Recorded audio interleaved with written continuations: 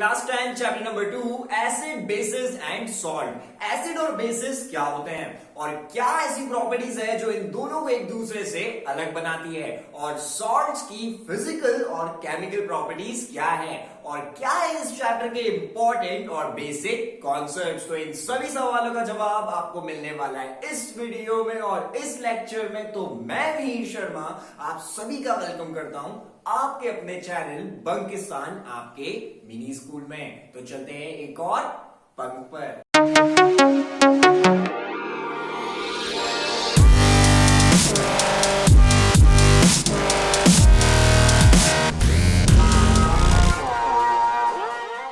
तो इस दुनिया में जितने भी केमिकल कंपाउंड्स हैं हम उनको अलग अलग क्लासिफाई करते हैं उनकी केमिकल प्रॉपर्टीज के बेसिक पे। क्या वो एसिड है या वो बेस है या वो सॉल्ट है, यानी कि नेचर पे डिपेंड करेगा और उनकी प्रॉपर्टीज पे डिपेंड करेगा। और ये तो हमें भी पता है कि एसिड की प्रॉपर्टीज अलग होगी बेसिस से और बेसिस की अलग होने वाली है सॉल्ट से। तो क्या होगा, यहां पर सबकी प्रॉपर्टीज देखेंगे, सबके बारे में पढ़ेंगे कि कौन कैसा है और समझेंगे कि एसिड बेस और सॉल्ट क्या है, क्योंकि चैप्टर का नाम भी वही है। तो पूरी तरह से यहां पर हम बात करने वाले इन तीनों मेन हीरोज के बारे में। अब क्या होता है, जो एसिड है ना वो हमें डाइजेस्टिव फ्लूइड के रूप में दिखता है, यानी कि एनिमल्स और ह्यूमन में बहुत सारे जो डाइजेस्टिव फ्लूइड है वो कौन है, एसिड है।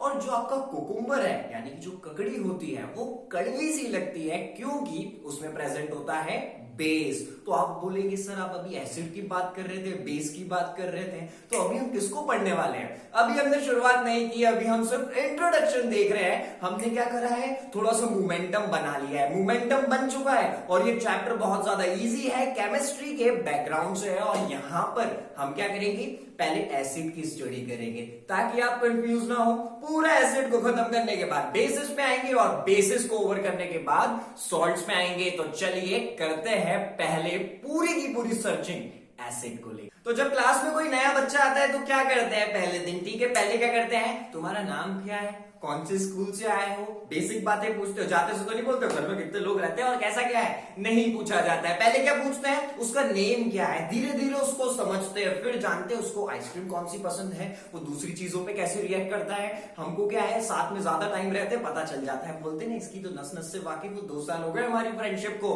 तो वैसा ही हम यहाँ पर जिसकी बात कर रहे हैं एसिड, इस फ्रेंड के बारे में भी ऐसे ही करेंगे। पहले समझेंगे एसिड क्या है, उसके बारे में फिर डीप छलांग हम थोड़े बाद में लगाएंगे। तो एसिड्स ऐसे सब्सटेंस होते हैं केमिकल जो कि सॉर होते हैं, टेस्ट में क्या होते हैं, थोड़े से खट्टे होते हैं, और ये चेंज करने वाले ब्लू लिटमस को रेड में। क्या है, लैब में लिटमस पेपर होता है, आपको सब्सटेंस दिया, पता करना है, मैम ने बोला एसिड है कि बेस है, बताओ, तुम गए, तुमने ब्लू लिटमस डाला और वो रेड हो गया। तो ब्लू लिटमस को कन्वर्ट कर दिया रेड में, तो वो कौन है, जी हाँ वो एसिड है, क्योंकि हम जान गए ये टेस्ट में सॉर होंगे और चेंज करेंगे ब्लू लिटमस को रेड लिटमस में। अब ये क्या है, हमें अलग अलग चीजों में देखने को मिलते हैं, जैसे कि क्या हो गया, हमारी इमली हो गई, ठीक है, हमारा टोमेटो हो गया, ऑरेंज हो गया, इन सब में हमें अलग अलग एसिड्स देखने को मिलते हैं। लेकिन जिनकी हम बात करने वाले हैं इस चैप्टर में, जिनकी मेनली बात करेंगे वो 3 एसिड्स, यानी कि 3 कॉमन एसिड्स जिसकी बुक में बात होगी और अभी यहां पर भी बात होगी। वो कौन कौन से, अब आपको तीनों स्क्रीन पर दिख रहे होंगे। पहला है HCl, कौन सा है, हाइड्रोक्लोरिक एसिड, और दूसरा है सल्फ्यूरिक एसिड यानी कि H2SO4, और लास्ट वाला हीरो है HNO3 यानी कि नाइट्रिक एसिड। तो मैंने क्या बोला, ये 3 मेन एसिड्स है, ठीक है। तो एसिड्स के बारे में ये तो समझ में आ गया, सॉर है टेस्ट में, ब्लू को रेड में बदल देंगे। और यहां पर 3 कॉमन एसिड्स जिनकी बात करने वाले चैप्टर में वो कौन कौन से है, हाइड्रोक्लोरिक एसिड, सल्फ्यूरिक एसिड और नाइट्रिक एसिड। ये तीनों आपको बहुत अच्छे से याद होने चाहिए। तो अब हमें जो थोड़ा सा बेसिक इंट्रोडक्शन है एसिड को लेके वो बहुत अच्छे से समझ में आ गया है। तो बेसिक इंट्रोडक्शन हम समझ चुके हैं, अब बात करने वाले केमिकल प्रॉपर्टीज के बारे में, यानी कि क्या क्या केमिकल प्रॉपर्टीज एसिड शो करते हैं। तो अब क्या होना है, अब रिएक्शन वाला पार्ट आ जाएगा, लेकिन ज्यादा कंफ्यूज नहीं होना है। क्या करेंगे, इसको टुकड़े टुकड़े में बांट देने वाले। क्या है, हम बहुत ज्यादा रिएक्शंस देखते हैं, कंफ्यूज हो जाते हैं, यहां भी रिएक्शन, यहां भी रिएक्शन, रिएक्शन ही रिएक्शन, इसलिए घबराना नहीं है और डरना नहीं है। और यकीन मानिए ये बहुत ज्यादा इजी होने वाला है, ठीक है। तो चलिए शुरू करते हैं केमिकल प्रॉपर्टीज एसिड्स की। तो केमिकल प्रॉपर्टीज में अगर मैं बात करूं एसिड की, तो एसिड क्या करने वाले हैं, रिएक्शन करने वाले हैं मेटल्स के साथ, यानी कि reaction of acid with metals. अब जो एसिड होते हैं जैसे कि हो गया डाइल्यूट HCl और डाइल्यूट H2SO4, ये मेटल्स के साथ रिएक्शन करते हैं सॉल्ट और हाइड्रोजन गैस देने के लिए। ठीक है, घबराना नहीं होना है, कंफ्यूज नहीं होना है, फिर से समझ लेते हैं। जो हमारे एसिड्स है डाइल्यूट HCl और H2SO4, अब इनको हम यहाँ पर डाइल्यूट क्यों बोल रहे हैं, डाइल्यूट जिसमें पानी मिला हुआ है, ये प्योर एसिड नहीं है, तो हमें समझ में आ गया प्योर एसिड नहीं है, डाइल्यूट एसिड है। और डाइल्यूट HCl और H2SO4 क्या करने वाले हैं, मेटल्स के साथ रिएक्शन करने वाले हैं और क्या देने वाले हैं, सॉल्ट देंगे और हाइड्रोजन गैस देंगे। ठीक है, जनरल फॉर्मूला इस रिएक्शन का अभी स्क्रीन पर आप लोग देख पा रहे होंगे। और अब ये इजी क्यों, क्योंकि ये रिएक्शन जब हम डिस्कस करेंगे ना तो आप बिल्कुल समझ जाएंगे, बट अभी क्या करना है, इस जनरल फॉर्मूले को लिख लो। ठीक है, दिमाग में लिख लो और सबसे अच्छा रहेगा कॉपी में लिख लो, देखना reaction same to same as it is ऐसी ही होने वाली है। तो अब यहाँ पर रिएक्शन आ चुकी है और हमें पता है क्या करवाना है, मेटल्स को एसिड के साथ रिएक्ट करवाना है। और वो जो जनरल फॉर्मूला ऊपर लिखा हुआ है रिएक्शन के, वो बता रहा है कि जब मेटल और एसिड आपस में रिएक्ट करने वाले हैं तो हमें क्या मिलने वाला है, सॉल्ट मिलेगा और हाइड्रोजन गैस मिलेगी। तो चलिए रिएक्शन पे आते हैं। क्या है रिएक्शन, जिंक है जो कि हमारा मेटल है, तो जिंक के साथ में यहां पर हम लेते हैं एसिड H2SO4, यानी कि सल्फ्यूरिक एसिड, 3 कॉमन एसिड्स में से ही है हमारा सल्फ्यूरिक एसिड। तो क्या लिया है हमने, जिंक लिया है प्लस H2SO4 लिया है। अब ऊपर देखो जनरल फॉर्मूला, और वहां पर क्या है, जब जिंक क्या है मेटल और H2SO4 है एसिड, जब ये दोनों आपस में रिएक्शन करने वाले हैं तो हमें क्या मिलने वाला है, सॉल्ट मिलने वाला है और हाइड्रोजन गैस मिलने वाली है। तो पहले हाइड्रोजन गैस निकाल देते हैं। और हाइड्रोजन गैस क्या होती है, ये बहुत बड़ा मंत्र है रिएक्शन को पढ़ने के लिए। ठीक है, हाइड्रोजन गैस होती है H2। क्या होती है हाइड्रोजन गैस, H2 को पहले बाहर निकाल दो, क्योंकि हमको पता है हाइड्रोजन गैस यहाँ पे निकलने वाली है। तो जिंक के पास तो H2 है ही नहीं, जो एसिड है H2SO4, वहां से H2 को उठाते हैं और उधर लिख देते हैं। तो एरो के इधर यानी कि रिएक्शन में क्या बनने वाला है, हाइड्रोजन गैस पहले हमने निकाल दी H2, अब बचा क्या, जिंक बच रहा है और उधर से SO4 बच रहा है, दोनों अकेले अकेले है, दोनों को मिला देते हैं। तो यहां पर जब हमारा मेटल जिंक और एसिड सल्फ्यूरिक एसिड आपस में रिएक्शन करेंगे तो हमें क्या मिला है, यहां पर हमें मिल गया है ZnSO4 जो कि हमारा सॉल्ट है, और मिली है साथ में हाइड्रोजन गैस, और ऊपर वाले जनरल फॉर्मूले जैसे ही रिएक्शन है। तो यहां पर हमने जो पहली केमिकल प्रॉपर्टी थी एसिड की, जिसमें हम रिएक्शन करवा रहे थे मेटल के साथ, वो हमने पढ़ ली है। तो चलिए बात करते हैं दूसरी केमिकल प्रॉपर्टीज की। तो अब बात कर रहे हैं सेकंड केमिकल प्रॉपर्टीज की, और यहां पे हम लोग एसिड की रिएक्शन करवाने वाले हैं मेटल कार्बोनेट के साथ और हाइड्रोजन कार्बोनेट के साथ। तो चलिए रिएक्शन करवाते हैं, और याद रखना पॉइंट्स में पढ़ने वाले, तो पिछली बार क्या करवाया था मेटल्स के साथ, उसका फंडा अलग था, उसको भूल जाओ। ठीक है, क्योंकि क्या करना है, टुकड़ों में बांट देना है रिएक्शंस को। तो यहां पर क्या याद रखना है, अब एसिड रिएक्ट करने वाला है किसके साथ, मेटल कार्बोनेट के साथ और हाइड्रोजन कार्बोनेट के साथ। अब क्या होता है, जो हमारा मेटल कार्बोनेट है वो होता है CaCO3। अब CaCO3 बड़ा इंटरेस्टिंग है, क्योंकि लाइमस्टोन, चौक और मार्बल वही ताजमहल वाला है, ये जो अलग अलग फॉर्म्स है कैल्शियम कार्बोनेट के, ये एसिड के साथ रिएक्शन करते हैं। क्या करते हैं, एसिड के साथ रिएक्शन करते हैं। और पढ़ भी हम यही रहे हैं कि क्या होगा जब हमारे मेटल कार्बोनेट और हाइड्रोजन कार्बोनेट रिएक्ट करने वाले हैं एसिड्स के साथ। तो जनरल फॉर्मूला स्क्रीन पर आ चुका है, और इसको बड़ा ध्यान से देखना है, क्योंकि ये जनरल फॉर्मूला बता देता है रिएक्शन में क्या होने वाला है। तो क्या करवाएंगे हम यहाँ पर, मेटल कार्बोनेट प्लस एसिड, ये समझ में आ गया, मेटल कार्बोनेट है उसके साथ में कराने वाले रिएक्शन एसिड की, तो पहले में कोई दिक्कत नहीं है। अब रिएक्शन के बाद, एरो के बाद प्रोडक्ट क्या मिलने वाला है, यहां पर प्रोडक्ट हमें मिलेगा, यहां पे जो प्रोडक्ट हमें मिलेगा सॉल्ट निकलेगा। ठीक है, क्या निकल रहा है, सॉल्ट निकल रहा है, और उसके साथ में कार्बन डाइऑक्साइड और वाटर निकलने वाला है। क्या निकलने वाला है, सॉल्ट मिल जाएगा, CO2 यानी कि कार्बन डाइऑक्साइड और वाटर मिलने वाला है। अब आप बोलेंगे सर ग्रिप तो बड़ी अच्छी बन गई, क्योंकि कार्बन डाइऑक्साइड और वाटर से तो हम लोग बहुत अच्छे से फैमिलियर है, और नहीं भी फैमिलियर है सबको पता है, और नहीं भी पता है तो एक और बार डिस्कस कर लेते। वाटर होता है H2O और CO जो हमारा कार्बन डाइऑक्साइड है वो होता है CO2। तो हमें समझ में आ गया क्या होगा, जब मेटल कार्बोनेट और एसिड आपस में दोस्ती बनाएंगे तो तीन चीजें निकलने वाली है, पहली है सॉल्ट, दूसरी है कार्बन डाइऑक्साइड और तीसरा है वाटर। तो चलिए अब रिएक्शन करते हैं, क्योंकि ये जो जनरल फॉर्मूला हमने सीखा है इसको अप्लाई भी तो करना पड़ेगा, देखते हैं ये सही भी है या नहीं है। तो चलिए बात करते हैं रिएक्शन की। अब रिएक्शन आ चुकी है, नजरें इधर रखना है और जनरल फॉर्मूला भी लिखा हुआ है। तो क्या है यहाँ पर हमारा मेटल कार्बोनेट जो कि CaCO3 है, वैसा की वैसा CaCO3 तो हमें दिख रहा है। अब साथ में क्या लेने वाले, एसिड। यहाँ पर एसिड दिख रहा होगा आपको 2HCl, ठीक है। HCl हमारा हाइड्रोक्लोरिक एसिड है। अब आप बोलेंगे सर आगे 2 क्यों लगा हुआ है, कभी कभी थोड़ा ज्यादा लगता है ना, ठीक है। 4 जने अगर खाने के लिए हैं और 8 जने हैं तो कुछ तो डिस्ट्रीब्यूशन अलग होने वाला है, यानी ज्यादा बनाना पड़ेगा ना जब गेस्ट घर में आते हैं। तो यहाँ पर रिएक्शन के लिए हमें एसिड थोड़ा सा ज्यादा चाहिए, तो यहाँ पर हमने कितना लिया है, 2HCl लिया है। तो मेटल कार्बोनेट भी है, एसिड भी है, यानी कि CaCO3 प्लस 2HCl। अब क्या बनने वाला है, अब आप लोग चखने लगेंगे क्योंकि सबका दिमाग चल रहा है, सर हमको पता है सॉल्ट निकलेगा, सॉल्ट का तो पता नहीं है, लेकिन वाटर और कार्बन डाइऑक्साइड निकलने वाले, तो क्या पहले उसे निकाल दे, बिल्कुल निकाल दीजिए, इजी बनने वाला है, काम तो करना ही करना है। तो वाटर निकाल देते हैं पहले, यानी कि वाटर क्या होता है, H2O। तो H2O निकाल दिया, ठीक है, H2O लिख दिया साइड में और CO2 लिख दिया। अब ये आए कहां से, H2O कहां से आया है, चलिए जो 2HCl है उसमें 2 हाइड्रोजन है, उसको बोलो 2 हाइड्रोजन दे दे, हमको वाटर बनाना है, H2 तो आ गया। अब वो कहां से लाए, CaCO3,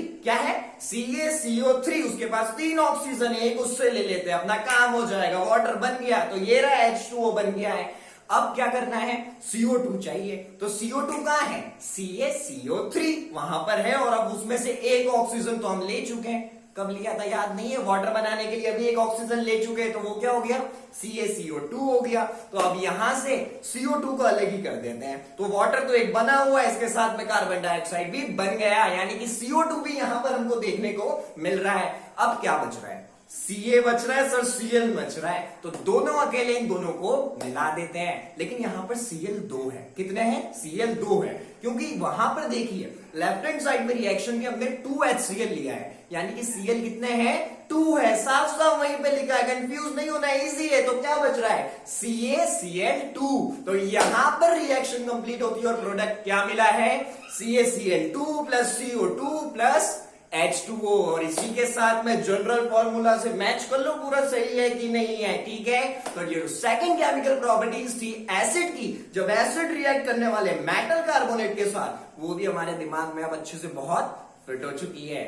तो अब इसी के साथ 2 केमिकल प्रॉपर्टीज हम डिस्कस कर चुके हैं। अब किसकी बात करने वाले, अब बात करेंगे टेस्ट फॉर CO2 गैस। ये क्या है, ये एक थोड़ा सा स्वीट डिश टाइप है, यानी कि एक बहुत इंपॉर्टेंट चीज भी है और एक इंटरेस्टिंग टॉपिक भी है। तो क्या बात करेंगे, टेस्ट लगाने वाले हैं हम CO2 गैस को लेके, लेकिन यहां पर इसकी रिएक्शन पढ़ने से पहले हम इसको थियोरेटिकली समझ लेते हैं, यानी कि यहां पर होने क्या वाला है बहुत अच्छे से समझ जाएंगे, ठीक है। आप इमेजिन करिए, क्योंकि साइंस पढ़ रहे हैं तो साइंस स्टूडेंट्स की इमेजिनेशन पावर बहुत हाई होनी चाहिए, और नहीं भी है तो उसे क्रिएट करना चाहिए।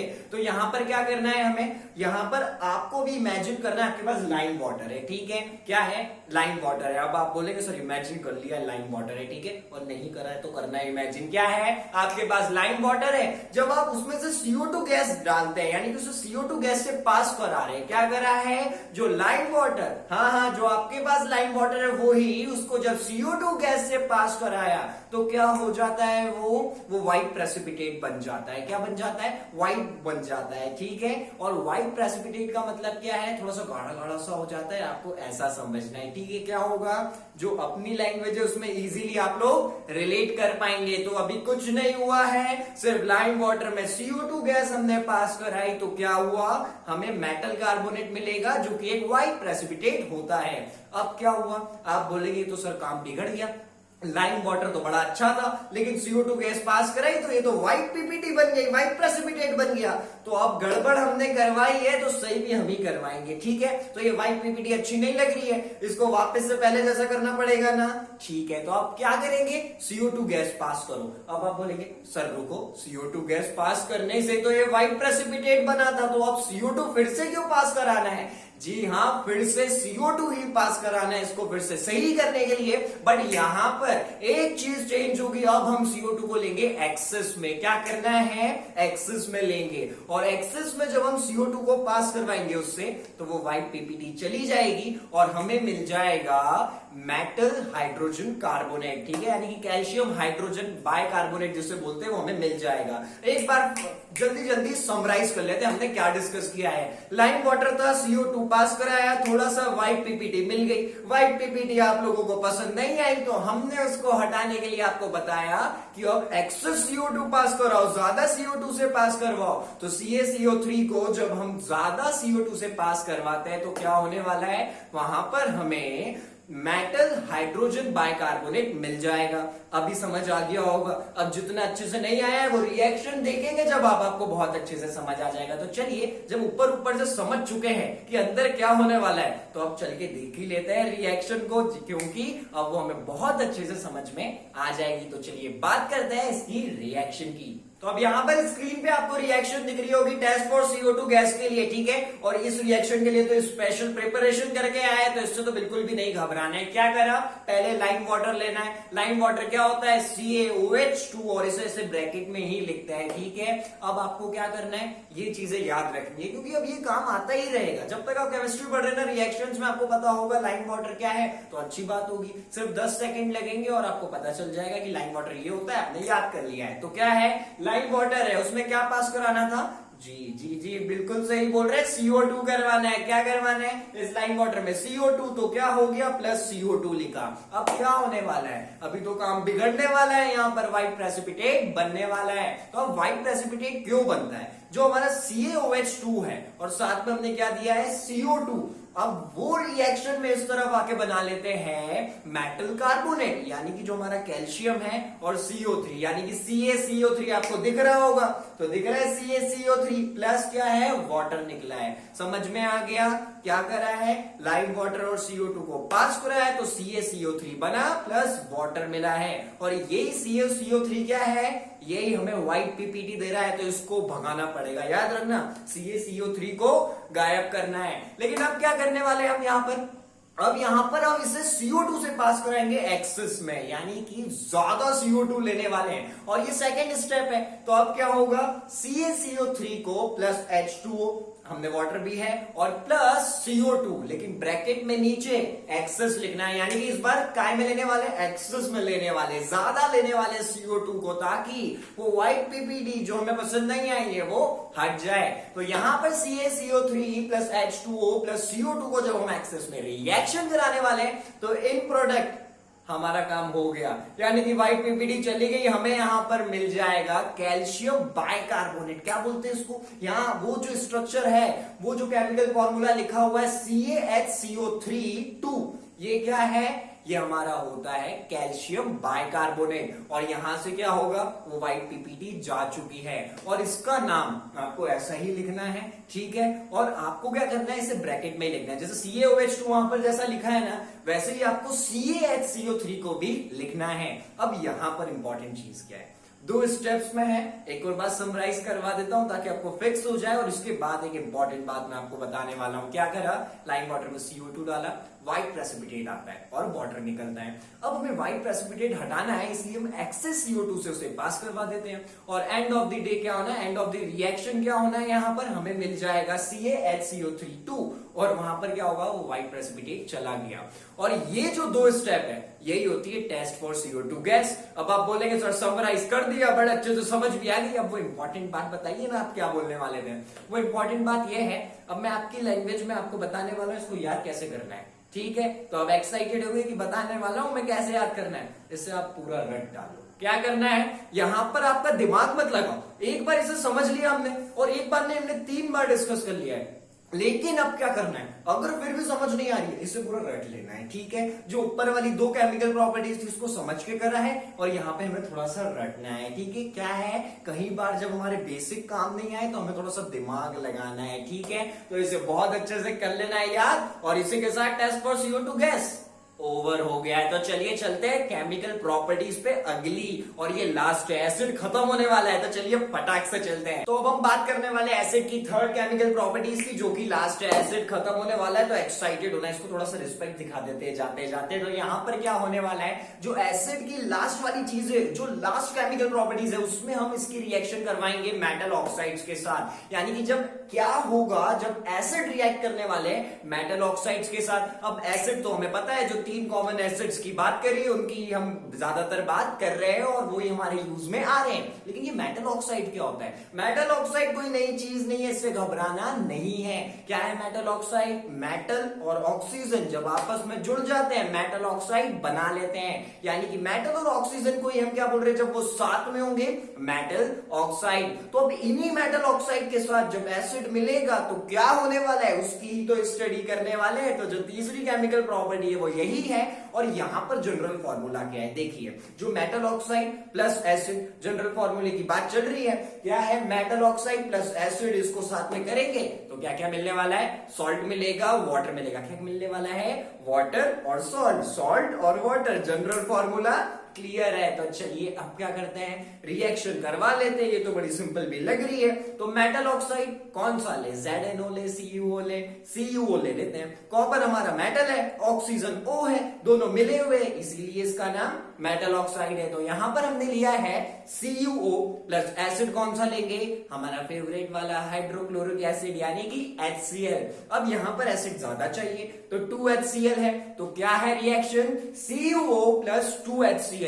और रिएक्शन में अब हमें क्या मिलने वाला है प्रोडक्ट, सॉल्ट और वाटर। तो वाटर पहले निकाल दो। क्या करना है, हमें समझ में आ गया रिएक्शन देख के, ये CuO, ये तो मेटल ऑक्साइड है एसिड के साथ, और यहां क्या होना है, सॉल्ट प्लस वाटर। सॉल्ट नहीं पता हमें, पहले वाटर निकाल देते। तो वाटर निकाल देंगे, H2O। अब बचा क्या क्या है, CuCl2 बच रहा है, उसको लिख दीजिए और ये रिएक्शन हो जाएगी कंप्लीट। तो यहां पर प्रोडक्ट में हमें क्या मिल गया है, CuCl2 मिला है और प्लस क्या मिल गया है, H2O। तो हमें जो तीसरी केमिकल प्रॉपर्टी थी एसिड की, कि एसिड जब रिएक्ट करेंगे मेटल ऑक्साइड के साथ, तो हमें समझ में आ गया है, जनरल फॉर्मूला समझ गए। अगर यहां पर जो हमारा Zl है, जो Cu है, उसकी जगह कुछ और हो गया, Fe हो गया, तो क्या करोगे, उधर जहां Cu है वहां पर Fe लगा देना, जो भी मेटल हो वो लगा देना। क्योंकि जनरल फॉर्मूले पे ध्यान रखना है, हमें पता चल गया है सॉल्ट प्लस वाटर, पहले वाटर निकाल दो और जहां हाइड्रोजन गैस बोला तो H2 निकाल दो। तो एसिड हमें बहुत अच्छे से समझ में आ गया।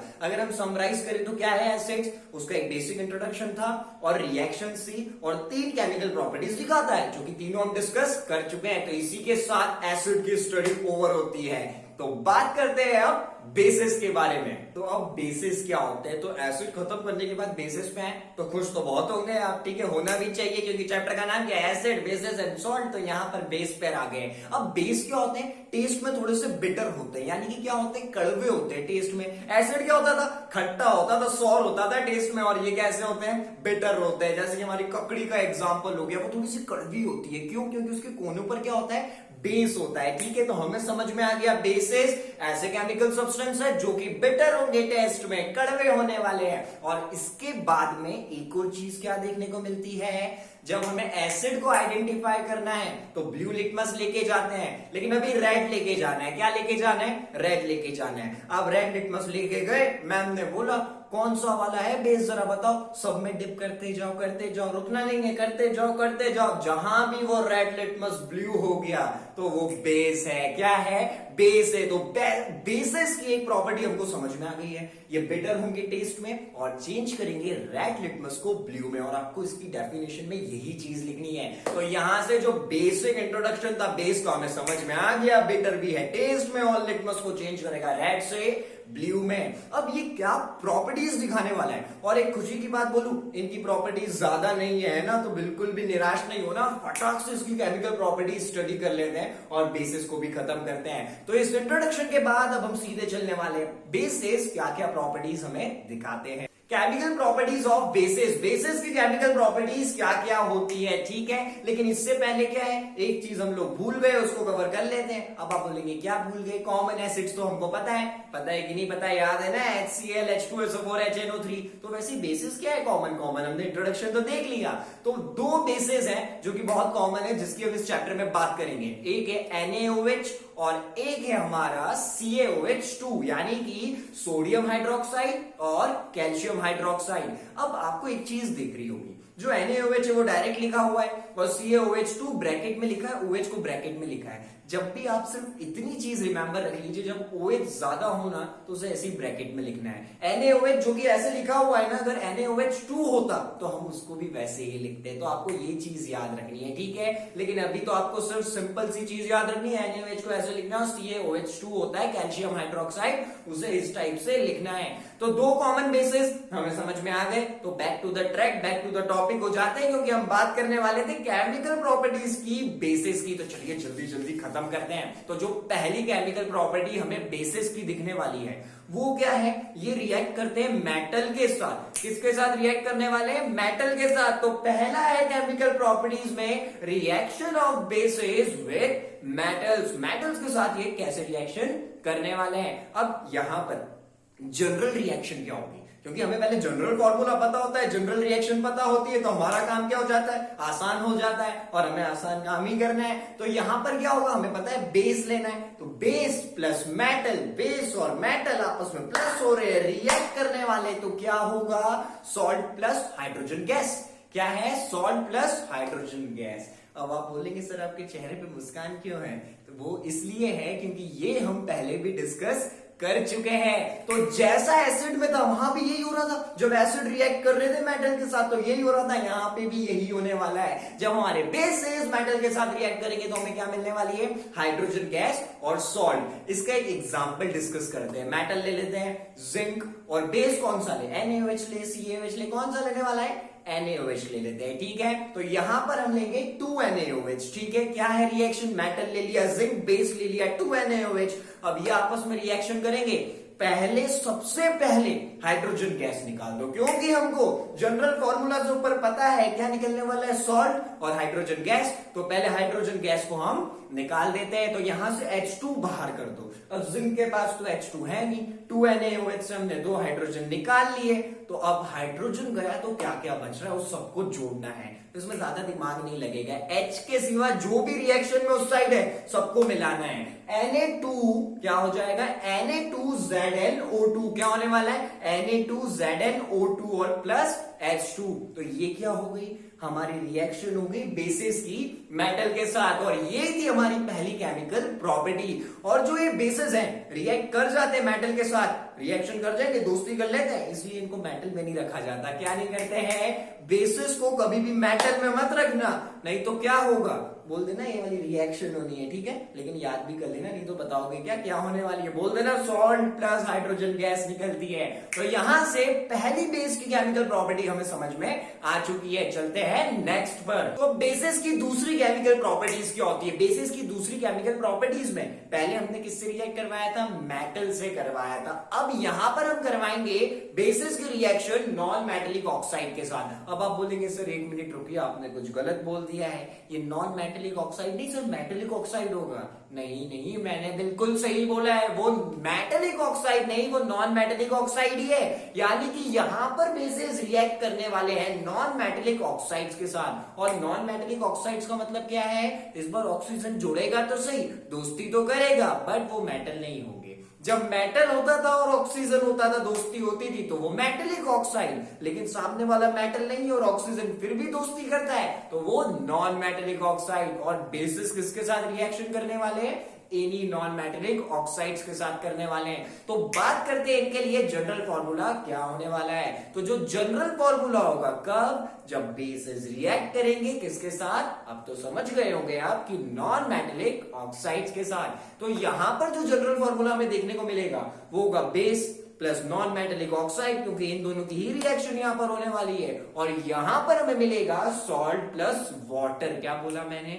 सॉल्ट निकलेगा और वाटर निकलेगा। क्या क्या निकलने वाला है? सॉल्ट और वाटर। तो चलिए, जनरल फॉर्मूले में ज्यादा उलझते नहीं है, क्योंकि इसको समझना और इसकी स्टडी करना आप अच्छे से सीख चुके, और वैसे हमने इसे भी समझ भी लिया है, ऐसा नहीं कि हमने बिल्कुल भी ध्यान नहीं दिया है। तो यहां पर अब रिएक्शन की बात करते हैं। नॉन मेटेलिक ऑक्साइड कौन सा ले, बताओ? ऐसा कोई भी एलिमेंट जो क्या नहीं है, मेटल नहीं है। तो यहां पर हम लेते हैं CO2। CO2 क्या है? जो हमारा कार्बन डाइऑक्साइड है वो एक नॉन मेटेलिक ऑक्साइड होता है। तो CO2 रिएक्ट कर रहा है किसके साथ? इस पिछली बार बेसिस में क्या लिया था? Sodium hydroxide. इस बार ले लेते हैं कैल्शियम हाइड्रोक्साइड। पार्शियलिटी अच्छी नहीं होती, ठीक है। NaOH ले चुके, इस बार CaOH2 लेते हैं। तो यहां पर जो हमारा नॉन मेटेलिक ऑक्साइड है CO2, वो रिएक्ट करेगा कैल्शियम हाइड्रोक्साइड के साथ, और पहले निकाल दो वाटर, H2 हो जाएगा बाहर, और फिर क्या बच रहा है? फिर Ca बच रहा है और CO3 बचेगा, एक ऑक्सीजन उधर का भी बच रहा है, ठीक है। तो यहां पर इस रिएक्शन को ध्यान से देखो, क्योंकि बेसिस की केमिकल प्रॉपर्टी की लास्ट रिएक्शन है, तो थोड़ी सी रिस्पेक्ट इसे दिखानी चाहिए कि नहीं दिखानी चाहिए? तो वैसे ही, और ये रिएक्शन आप खुद भी समझने वाले हैं, क्योंकि मैंने इसको आपको अच्छे से बताया नहीं कौन सी चीज किधर गई है, बट जनरल फॉर्मूले से हमें पता है क्या निकलेगा, एक हमारा सॉल्ट और वाटर। तो जी हाँ, हमें बिल्कुल समझ में आ गया है, जब बेसिस रिएक्ट करेंगे नॉन मेटेलिक ऑक्साइड के साथ तो क्या होगा, यहां पर निकलेगा सॉल्ट प्लस वाटर।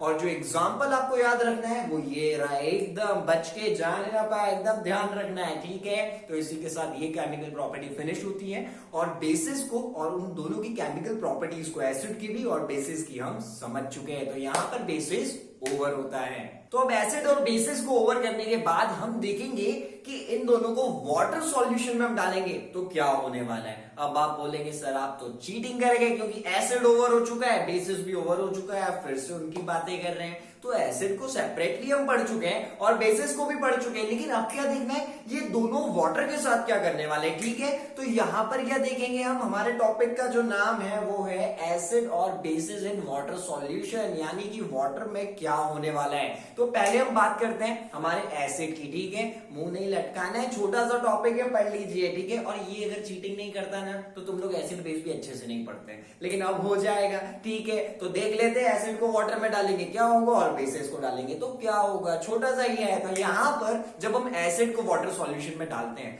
तो एसिड क्या करता है, H+ आयन देता है। आपको मेरी ये बात याद रखनी है, एसिड को डाला वाटर में देगा H+ आयन। क्या बोला मैंने, एसिड को डाला वाटर में देगा H+ आयन। H+ आयन क्या देने वाला है, H+ आयन। कौन देने वाला है, एसिड, जब हम उसे वाटर में डालने वाले हैं। तो यहां से हमें ये चीज क्लियर हो गई है।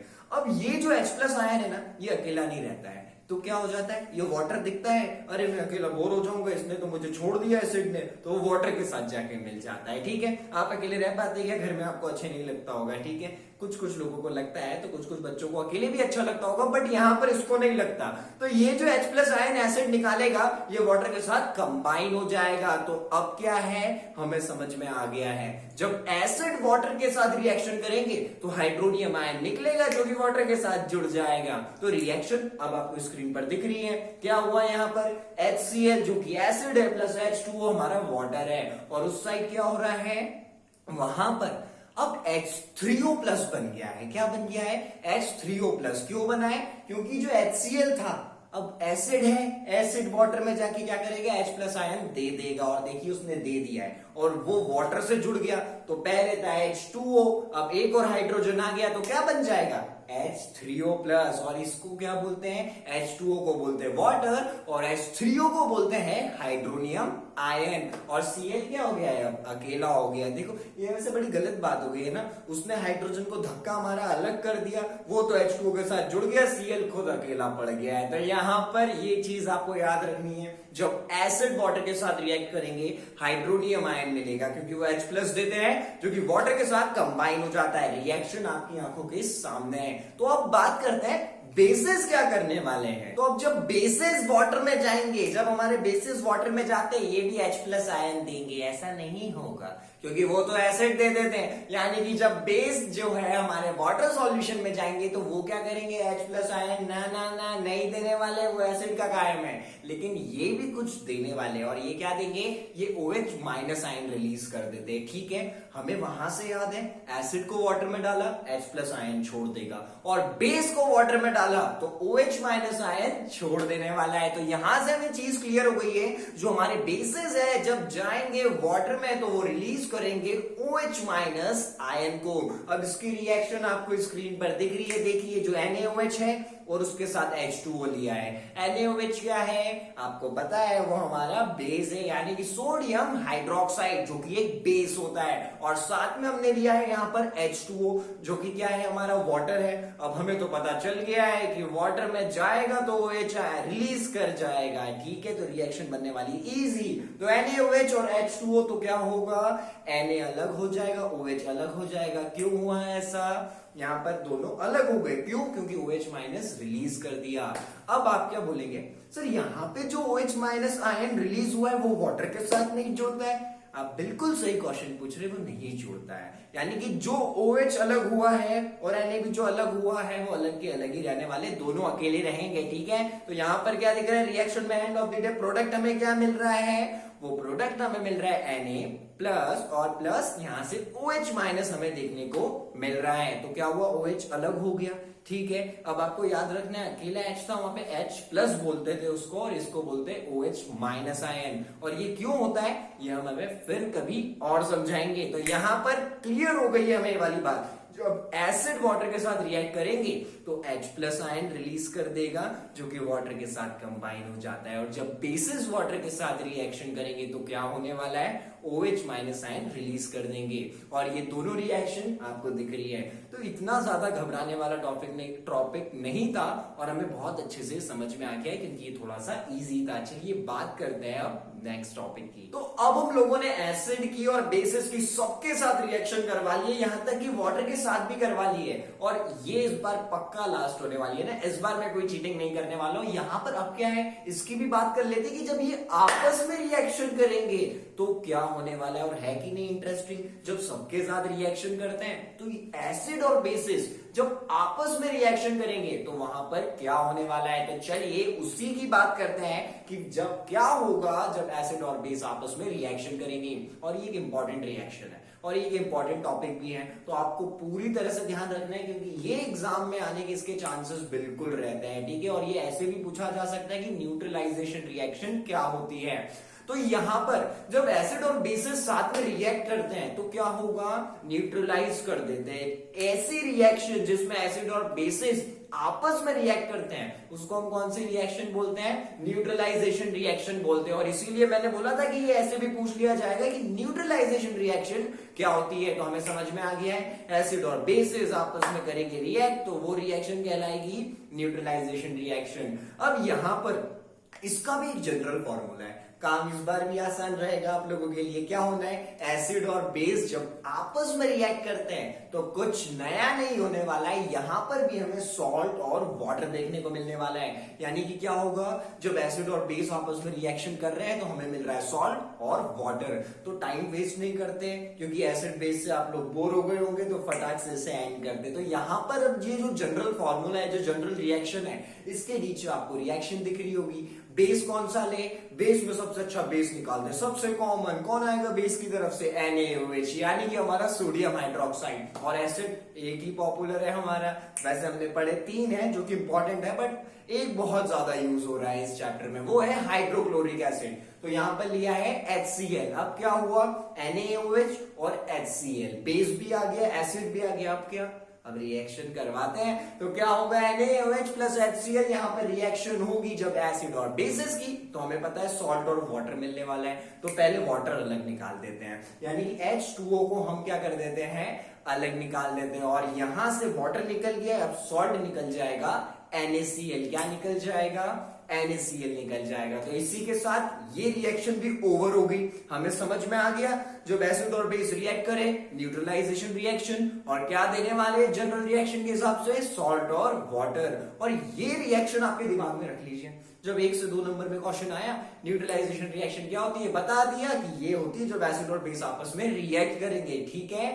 और क्या मिलने वाला है, सॉल्ट और वाटर। तो इसी के साथ अब मैं बिल्कुल भी एसिड बेसिस की बात नहीं करने वाला हूं, ठीक है, क्योंकि अब हम दूसरा टॉपिक पढ़ेंगे जो एसिड बेसिस का नाम आ सकता है लेकिन वो कुछ और है, ठीक है। अब रिएक्शन से आप लोगों को पूरी तरह से छुट्टी दी जाती है। तो इसी के साथ हमारी सारी रिएक्शंस इस चैप्टर की खत्म होती है। अब हम बात करने वाले effect of dilution on acid and bases, यानी कि डाइल्यूशन का क्या इफेक्ट होने वाला है एसिड और बेसिस पे। ये बहुत आसान है, ठीक है। क्या होगा यहाँ पर, डाइल्यूशन क्या होता है पहले आप ये समझिए। एसिड है और बेस है, उसमें पानी अगर आपने मिला दिया तो वो क्या हो जाएगा, एसिड और बेसिस का डाइल्यूशन हो जाएगा। यानी कि जब हम क्या बोल रहे हैं, कॉन्सेंट्रेटेड एसिड है यानी कि प्योर एसिड है, उससे बच के रहना, उससे दूर रहना। लेकिन जब हम बोलते हैं कि ये डाइल्यूट एसिड है तो डाइल्यूट एसिड क्या इतना हार्मफुल नहीं है। क्यों नहीं है हार्मफुल, क्योंकि उसमें पानी मिला दिया है। और यही तो हमने अभी पढ़ा है कि जब हम वाटर मिला देंगे किसमें, एसिड में और बेसिस में, तो वो क्या हो जाएगा, उनका डाइल्यूशन हो जाएगा।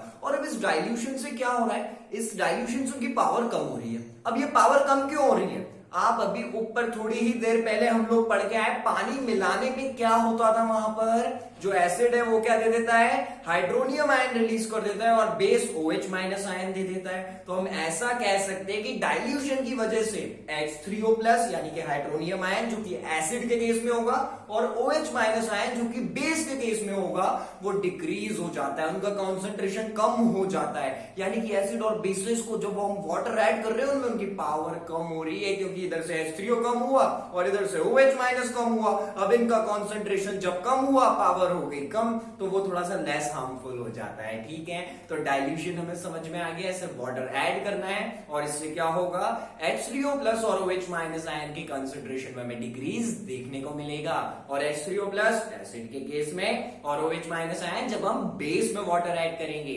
अब ये क्या होता है, ये जो प्रोसेस है ये बहुत हाईली एक्सोथर्मिक होती है। यानी कि ऐसा नहीं है कि एसिड हाथ में लिया, पानी डाल दिया, हो बहुत है, ये एक्सोथर्मिक प्रोसेस है। एक्सोथर्मिक प्रोसेस मतलब क्या है, एक्सोथर्मिक प्रोसेस मतलब हीटर हीट देगा, ठीक है, क्या करेगा, हीट होगी। यानी कि जब एसिड में पानी डाला जाता है तो बहुत सारी हीट निकलने वाली है, ठीक है। तो क्या करना है, बहुत ध्यान रख के करना है। और मेरा तो मानना ये, ऐसी कभी जरूरत ना पड़े कि आपको डाइल्यूशन करके देखना पड़े, ठीक है। तो लैब में अगर आपको ये देखने को मिले तो बहुत अच्छी बात है, और अब यहां से तो समझ ही चुके कि क्या होता है। लेकिन ये एक एक्सोथर्मिक प्रोसेस है, तो जब इसमें ये काम हो, जब हम इसमें वाटर ऐड करें तो हमें थोड़ा सा ध्यान रखना है। तो यहां से हमें इफेक्ट समझ में आ गया डाइल्यूशन का एसिड और बेसिस पे। तो डाइल्यूशन तो कुछ नहीं था, सिर्फ पानी पानी। अब बात करते एक बड़े मजेदार टॉपिक की। अब मजेदार टॉपिक क्या है, वो है इंडिकेटर्स। क्या है, इंडिकेटर्स। तो अब बात करेंगे हम इंडिकेटर्स के बारे में। तो अब है इंडिकेटर्स की बारी। अब इंडिकेटर्स आप समझोगे सर गाड़ी वाला इंडिकेटर, ये गाड़ी वाला इंडिकेटर नहीं है, लेकिन उसी से आपको ये इंडिकेटर समझाते हैं, ठीक है। क्या होता है, रास्ते में लड़ाई चल रही है, क्या चल रही है, तुम्हें मुड़ना था और तुमने इंडिकेटर नहीं दिया, हमको कैसे पता चलेगा। और ये बात सही भी है, अगर सामने वाला ऐसे ही टर्न ले लेगा तो हम क्या बोलते हैं, अरे इंडिकेटर देना तेरी गाड़ी में, हमको कैसे पता चलेगा तू मुड़ने वाला है, टर्न लेने वाला है। तो अब अगर आप गाड़ी चला रहे हैं, अब मेरे बच्चे बहुत बड़े समझदार हैं, आप लोग सब इंडिकेटर्स देते होंगे, ठीक है। वैसे 10th क्लास में हो, कोई भी 18 प्लस नहीं है तो गाड़ी तो चलाना ही नहीं चाहिए। तो देखिए क्या होता है, जब आप इंडिकेटर दे रहे हैं तो आपने क्या करा, सामने वाले को बता दिया, सामने वाले को इंडिकेशन दे दिया, मैं टर्न लेने वाला हूं, तू बच के रहना, साइड से निकल जाए, ठीक है। समझ में आ गई ये वाली बात। तो क्या कर रहे हैं, इंडिकेटर वर्ड हमें समझ में आ रहा है, किसी को इंडिकेट करना, बताना कि हम क्या करने वाले हैं, ठीक है। ऐसा हो रहा था गाड़ी के इंडिकेटर में। अब ये जो एसिड बेसिस से रिलेटेड इंडिकेटर्स है वो भी कुछ ऐसे ही है। ये इंडिकेटर्स क्या करेंगे, ये बताएंगे कोई सब्सटेंस एसिड है या बेस है। और एसिड है तो कितना एसिड है, ज्यादा एसिडिक है कि कम एसिडिक है। और अगर बेस है तो कितना है, ज्यादा बेसिक है नेचर में या कम बेसिक है नेचर में। तो इंडिकेटर्स हमें समझ में आ रहा है एक ऐसी चीज है जो कि हमें क्या बताने वाला है, सामने वाला सब्सटेंस एसिड है या बेस है, और ये भी बताएगा कि वो कितना ज्यादा एसिडिक है नेचर में और कितना ज्यादा बेसिक है नेचर में। तो पहले हम बात करेंगे नेचुरल इंडिकेटर्स के बारे में। अब नेचुरल इंडिकेटर्स क्या होते हैं, तो नेचुरल इंडिकेटर्स क्या होते हैं? इनके नाम में ही नेचुरल है और ये ऑकर भी नेचुरली होते हैं, यानी कि ऐसे इंडिकेटर्स जो कि नेचर में ही मिल रहे हैं, जो कुछ प्लांट्स में हमें देखने को मिल रहे हैं, ठीक है। और ये क्या इंडिकेट करने वाले, हमें पता है इंडिकेटर्स ऐसे सब्सटेंस है जो कि बताएंगे सामने वाला कंपाउंड एसिड है या बेस है। तो उसमें जो पहला है वो है नेचुरल इंडिकेटर्स, और नेचुरल इंडिकेटर्स हमें बताएंगे कि सामने वाला एसिड है या बेस, और ये ऐसे इंडिकेटर्स है जो कि नेचुरली मिल रहे हैं, यानी कि इसे हमने नहीं बनाया है, ये नेचर में खुद प्रेजेंट है, ठीक है। तो हमें ये चीज समझ में आ चुकी है। अब इसके बाद बात करते हैं सिंथेटिक इंडिकेटर्स की। सिंथेटिक इंडिकेटर्स क्या होते हैं? सिंथेटिक इंडिकेटर्स ऐसे हैं जिनको हम लेबोरेटरी में बना रहे हैं, ठीक है। अब क्या होता है, वो अगर एक प्लांट है जो कि नेचुरल इंडिकेटर है, उसको जंगल में लेने कौन जाएगा? हमको भी एक लैब में चाहिए, ठीक है। प्लांट रखेंगे अच्छा नहीं लगेगा। तो सिंथेटिक इंडिकेटर्स जो कि इंडिकेटर्स में दूसरा है, वो ऐसे इंडिकेटर्स है जो कि क्या है, बनाए जा रहे हैं, लैब्स में बनाए जा रहे हैं, साइंटिस्ट उसे बना रहे हैं। और उसका एग्जांपल है मिथाइलिन ब्लू और मिथाइलिन ऑरेंज, जो कि क्या बताने वाले हैं, डिटेक्ट करने वाले, प्रेजेंस बताने वाले सामने वाला कंपाउंड एसिड है या बेस है। तो हमें समझ में आ गया नेचुरल इंडिकेटर्स जो नेचुरली मिलेंगे, सिंथेटिक इंडिकेटर्स जो कि हम लोग बनाने वाले हैं। और अब बात करते हैं तीसरे की, जो कि है ऑल्फैक्टरी इंडिकेटर्स। अब आप नाम से बोलेंगे सर ये फैक्ट्री में बनता है क्या, जैसे वो लैब में बनता था? नहीं, इसका नाम ऐसा है लेकिन ऐसा कुछ भी नहीं है, फैक्ट्री में नहीं बनेगा, ठीक है। तो ऑल्फैक्टरी इंडिकेटर्स जो कि हमारा तीसरा पार्ट है, ये क्या है, ये अपना ऑर्डर चेंज कर लेते हैं। ऑर्डर मतलब वो वाला ऑर्डर नहीं, अरेंजमेंट वाला ऑर्डर, मतलब स्मेल चेंज कर लेते हैं, ठीक है। तो ऐसे इंडिकेटर्स जो एसिड और बेस की प्रेजेंस में अपनी स्मेल चेंज कर ले, अपने ऑर्डर को बदल ले, वो होते हैं ऑल्फैक्टरी इंडिकेटर्स। अब आप बोलेंगे सर ऐसे भी होते हैं, चलो आपको एक एग्जांपल देते हैं। ऑनियन एक ऑल्फैक्टरी इंडिकेटर है। जब आप क्या करेंगे, ये जितने भी ऑल्फैक्टरी इंडिकेटर है ना, ऑनियन अगर एसिड में है तो आपको स्मेल आएगी, उसकी बास चेंज हो जाएगी, ऑर्डर चेंज हो जाएगी। आप बोलेंगे ऑर्डर बदल गया, इसकी जो स्मेल है वो बदल गई है। तो क्या हो गया, यहां से हमें पता चल गया वो एसिड है। और उसी ऑनियन को आप, जो हमारा प्याज होता है, उसको बेस में डाल दीजिए, उसकी कोई स्मेल चेंज नहीं होनी है। यानी कि क्या है, ऑल्फैक्टरी इंडिकेटर्स ऐसे इंडिकेटर्स है जो अपनी स्मेल, जो अपना ऑर्डर बदल लेंगे एसिड और बेसिस की प्रेजेंस में। लेकिन सारे ऑल्फैक्टरी इंडिकेटर्स अपनी स्मेल कहां बदलते हैं, सिर्फ एसिड में। बेस में उनका ऑर्डर चेंज नहीं होगा। क्या बोल रहा हूं, बेस में उनका ऑर्डर चेंज नहीं होने वाला है। तो हमें समझ में आ गया है कि ऑल्फैक्टरी इंडिकेटर्स क्या होते हैं, और विद एन एग्जांपल, हमने एग्जांपल भी डिस्कस कर लिया है। तो यहां से हमें ऑल्फैक्टरी इंडिकेटर्स भी क्लियर हो चुके हैं। तो चलते हैं आगे, और अब ये खत्म होने वाला है। अभी तक ये जितने भी थे तीनों हमारे, ये क्या बता रहे थे कि सामने वाला एसिड है या बेस है, ठीक है। लेकिन ये तो बताया ही नहीं कि कितना ज्यादा एसिडिक है और कितना ज्यादा बेसिक है। पता कैसे चलेगा कि कौन सा पावरफुल एसिड है, ठीक है, और कौन सा पावरफुल बेस है? तो इसके लिए पहले हम समझते हैं कि एक पावरफुल एसिड और बेस होता क्या है। उसके बाद में तरीका बताऊंगा और वो चीज बताऊंगा जिससे हम मेजर कर सकते हैं कि कितना ज्यादा एसिडिक है और कितना ज्यादा बेसिक है। तो ऐसी चीज समझते हैं कि पहले हम समझते पावर डिपेंड कहां पे, यानी कि जो पावर है कि कितना स्ट्रांग होगा एक एसिड और बेस, वो किस पे डिपेंड है। और ये आपको पता है, सही में आप लोगों को पता है, क्योंकि एसिड कितना पावरफुल है वो डिपेंड करता है वो कितने H+ आयंस दे सकता है। क्या बोल रहा हूं मैं, एसिड कितना पावरफुल है वो डिपेंड करता है कितने H+ आयन दे सकता है। समझ में आ गया? यानी कि ज्यादा H+ आयन देगा एसिड स्ट्रांग है, और कम देगा तो एसिड वीक है। तो समझ में आ गई है ये वाली बात हमें कि एसिड ज्यादा स्ट्रांग कौन सा है, जो ज्यादा H+ आयन को रिलीज कर देगा, और ज्यादा पावरफुल बेस कौन सा है, यहां पर H+ नहीं, OH- आयन। बिल्कुल सही जा रहे हैं आप। अब एक पावरफुल बेस कौन है, जो ज्यादा OH- आयन दे देगा। अगर वो ज्यादा OH- आयन देता है, पावरफुल बेस है। तो ये चीज हमें समझ में आ गई चेक करने के लिए कि एक स्ट्रॉन्ग एसिड कौन सा है और एक स्ट्रॉन्ग बेस कौन सा है। जो ज्यादा H+ आयन दे दे वो बहुत ज्यादा स्ट्रॉन्ग है, और जो ज्यादा OH- आयन दे दे वो बहुत ज्यादा स्ट्रॉन्ग बेस है। तो अब मुझे एक बताइए, एक 2 H+ आयन दे रहा है और एक 5 दे रहा है, तो पावरफुल कौन है? अलग ही पता चल रहा है, 2 and 5। तो 5 वाला ज्यादा पावरफुल है, उसने 5 H+ आयन दिए हैं। तो यहां से हमें समझ में आ गया है कि जो कितना स्ट्रॉन्ग होगा एसिड और बेस, वो किस पे डिपेंड है। एसिड के लिए H+ आयन कितने दे रहा है, और बेस के लिए OH- आयन कितने दे रहा है। तो अब ऐसी चीज की स्टडी करते हैं जो कि बताएगी कि चीज कम एसिडिक है, ज्यादा एसिडिक है, या ज्यादा बेसिक है या कम बेसिक है। तो ये बहुत इंटरेस्टिंग टॉपिक है, ठीक है। तो चलिए इसकी बात करते हैं। द पीएच स्केल, नाम शायद आपने सुना होगा। पीएच स्केल एक ऐसी स्केल है जो कि बताने वाली है कि कितना ज्यादा एसिडिक है और कितना ज्यादा बेसिक है। ये सिंपल से इस प्रिंसिपल पे बनी हुई है। H+ आयन के कॉन्सेंट्रेशन को बताती है। क्या बताने वाली है? H+ आयन के कॉन्सेंट्रेशन को बताती है एक कंपाउंड में, जिसकी भी हम वहां पर बात करेंगे, जिसे भी हम पर्टिकुलर लेने वाले हैं। तो हमें क्या समझ में आया? पीएच स्केल एक ऐसी चीज है जो कि क्या बताएगी कौन कितना ज्यादा एसिडिक है और कौन कितना ज्यादा बेसिक है। अब वो कैसे कर पा रही है? क्योंकि वो क्या देखती है? H+ आयन का कॉन्सेंट्रेशन देख रही है। और पीएच स्केल यहां पर जैसे लिखा है आपको वैसे ही लिखना है, यानी कि P स्मॉल लेना है और H कैपिटल लेना है, और इसी टाइप से इसे लिखते हैं। और P का मतलब पोटेंस होता है, इंग्लिश वर्ड नहीं है, जर्मन है, ठीक है। तो पोटेंस क्या होता है जर्मन में? अगर इसका मतलब देखा जाए पावर है। और पीएच स्केल बता भी तो वही रहा है, पावर वाली स्केल। क्या वाली स्केल? पावर वाली स्केल, क्योंकि पी का मतलब है पोटेंस और जर्मन में उसका मतलब होता है पावर। और वो पावर ही तो बता रहा है कि कौन कितना ज्यादा पावरफुल एसिड है और कौन कितना ज्यादा पावरफुल बेस है। अब वो ये बताएगा कैसे? क्या वो स्केल बोलने वाली है? क्या वो रोबोट है? नहीं, वो रोबोट नहीं है, ना ही वो बोलती है ना। अगर बोलती तो काम आसान हो जाता। देखिए क्या है, ये स्केल का डायग्राम आपको दिख रहा होगा, जो कि पीएच स्केल की इमेज आपको अभी स्क्रीन पर दिख रही है। यहां पर क्या है, 0 से 14 तक होती है, ठीक है। आप लोगों की 15 तक होती है, पता है मुझे, लेकिन ये 0 से 14 तक होती है। अब 0 से 14 तक है। अब ये कैसे बताएगी? आपको एक चीज समझनी है, 0 से 7 एसिड का कब्जा है। किसका कब्जा है? 0 से 7 में अगर रीडिंग आती है तो क्या है? एसिड है। और 7 के बाद 14 तक बेस है, ठीक है। 7 के बाद 14 तक क्या है? बेस।